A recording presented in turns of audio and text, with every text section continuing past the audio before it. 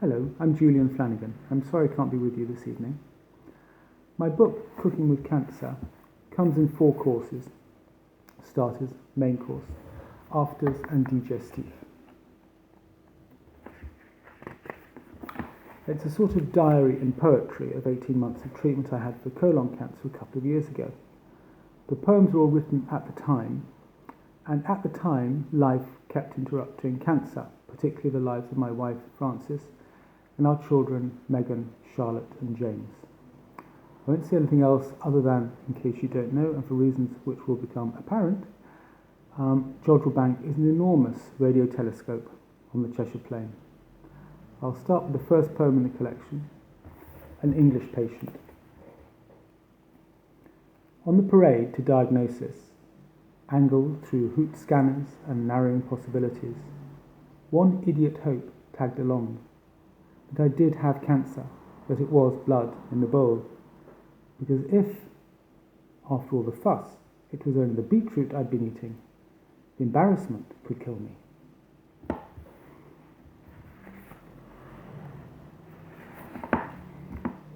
Here my son's life interrupts cancer, puts it in its place. One night's stay. My hotel room is in the eaves. A plastic kettle shoulders the ceiling. Blinds portion wood-pigeoned air.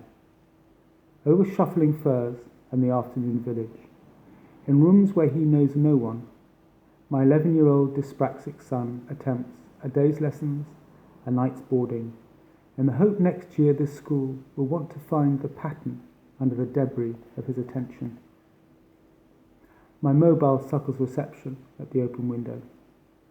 As I wait, hoping they don't call, the eaves become the hollow bush where we'd scoop mud for treasure with his Bob the Builder digger. Become last Friday's scanner, booming a call like wild cranes as its magnets mind my cancer's limits. Become 2 praying hands, cupped above his fears.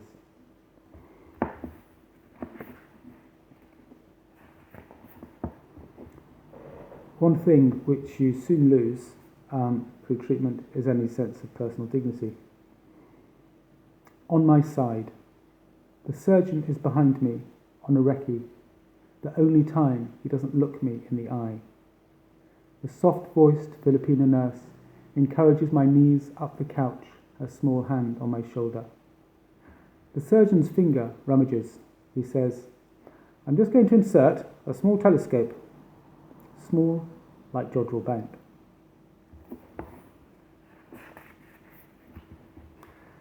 You find encouragement in surprising places, in this case, in a big jar of sweets. Cooking with cancer. Taste buds skewed by chemotherapy, I scrabble for something to eat. Microwave mozzarella with anchovies. Frankfurter's dripping guacamole, a palm of Skittles, a bite of Cheshire, and Uncle Joe's mint ball from the stately 1.4 kilogram jar. The mints haunt my pockets and corners of rucksacks.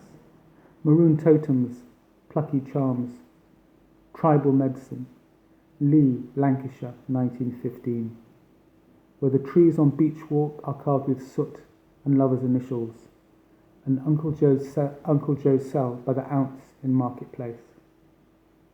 At gates emptying ancestors, a 15-year-old miner and 15-year-old mill girl, who will smuggle kindness like a holy relic through the century, come from stained air to thin margins of freedom, and race against them. Pop running the mile, Nana the dash, balloon them with their voices, twisting Latin masses from the choir loft to loop St. Joseph's ash-thin pillars, gilding the church hall with light opera. Pop was still unfurling his tenor in his 70s, the desert song in their scrubbed Eccles flat, laughing at a maddened grandson trying to hear the telly, who did not recognise a serenade to hunger, to the demand we should make on life. My hand scrambles in the jar, plucks a cellophane-wrapped taste of that cane sugar sweetness, oil of peppermint, cream of tartar, strength. Now some poems from the second course, main course, which is about the before and after of the operation to remove my tumour. Pre-op assessment. Our Lady of Dolors, Fulham Road, never feels Chelsea Catholic. The painted Victorian stations and cranny saints surprising you with wounds and smiles are like the old Warrington churches which shuffle into late on 70s Sundays, their congregations refugee echoes of famine and Reformation. There are Anglo-Irish here too, their council blocks tipped at the river, the estate at the world's end, and Portuguese, Poles, Filipinos. So I don't know what accent will sift through the confessional grill when I kneel and attempt a surgical wipe of my soul. The tongue is London, its words bite. Do understand when I say, love is not a feeling, it is a decision, and you must be generous with it, giving it patiently and giving time, even if your time is unknown, which means everyone.